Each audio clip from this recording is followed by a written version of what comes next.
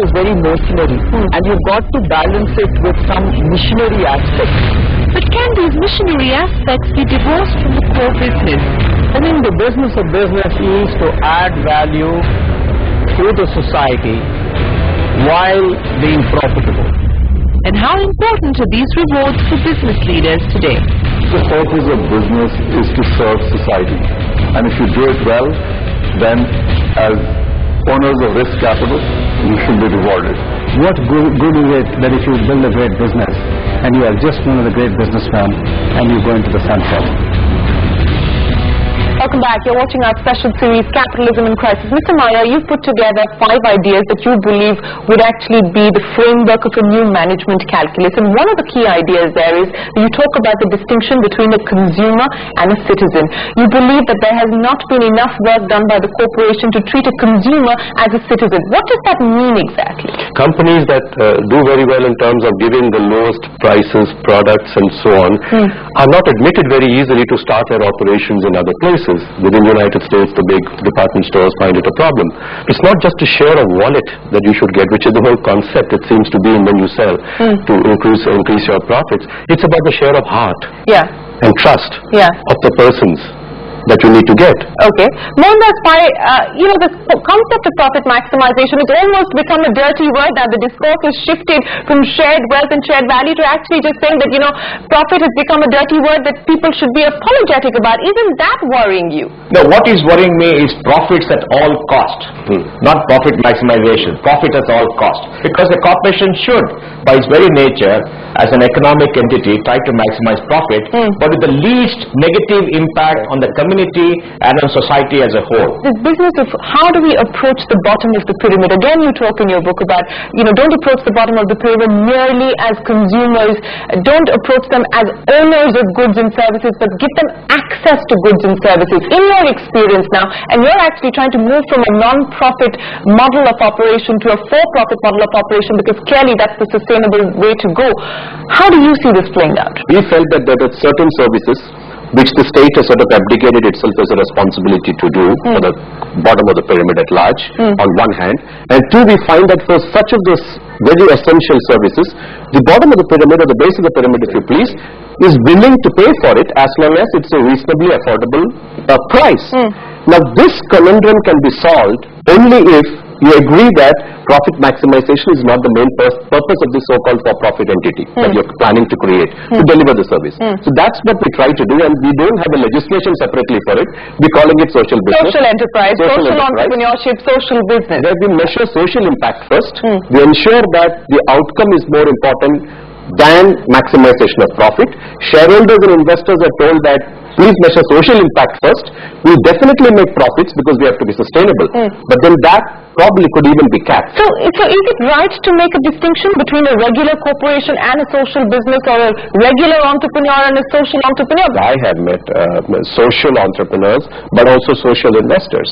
Right? People who are actually putting money in companies that are actually, and accepting that 7 or 8% alright, is a very, very healthy return on my money, alright, because A, I am providing a service, B, I'm actually providing security so that the people actually, I cannot be a consumer if I'm not secure financially or otherwise. I'm a temporary consumer. I'm here today and I'm gone tomorrow. And what you've left behind after that is even worse than what you found out there.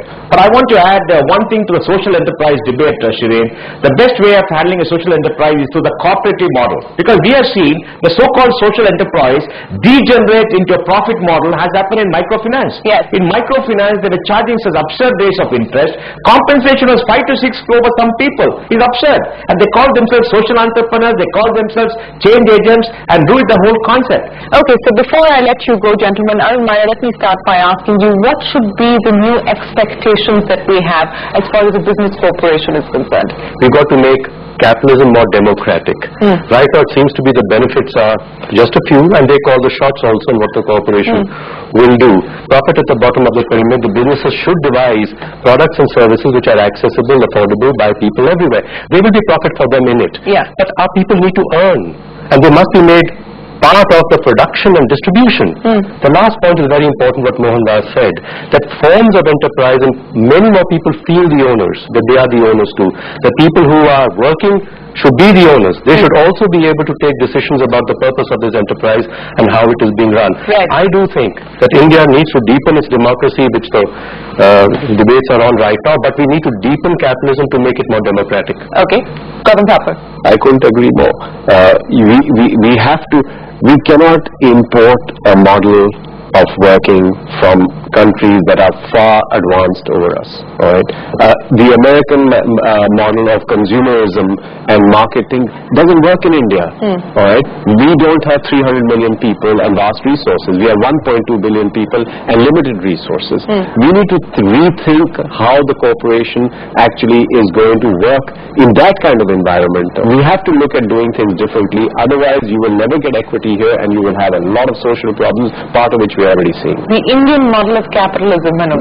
Absolutely. Yeah. Time has come for Indian capitalist leaders or businesses to use their innovation and skills also to help social entrepreneurs and worry about those problems. If they can also develop their innovative tools to figure out solutions for BOP customers, that itself will be a great leap forward. For instance, the one company that we have just started, which is the Safe Drinking Water One, we put a cap from the beginning itself in the Articles of Association that investors cannot get more than 2% return on the capital, A. B, that if it is created more, it will be flowed back into the customers, the community, the panchayats.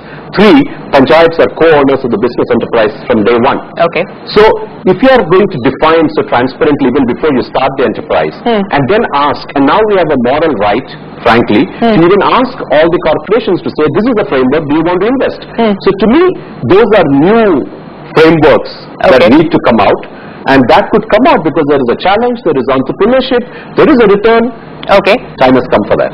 Time has come for that. I'm going to end this with something that Benjamin Disraeli said many years ago, and I think that pretty much sums up the debate and the discussion that we're having here today. He said, capitalism is as much a moral enterprise as it is an economic one. If those lucky enough to become successful ignore the virtues of thrift, self-discipline and sobriety, as well as the moral imperative to look after the weak, then capitalism degenerates into cronyism and self-interest.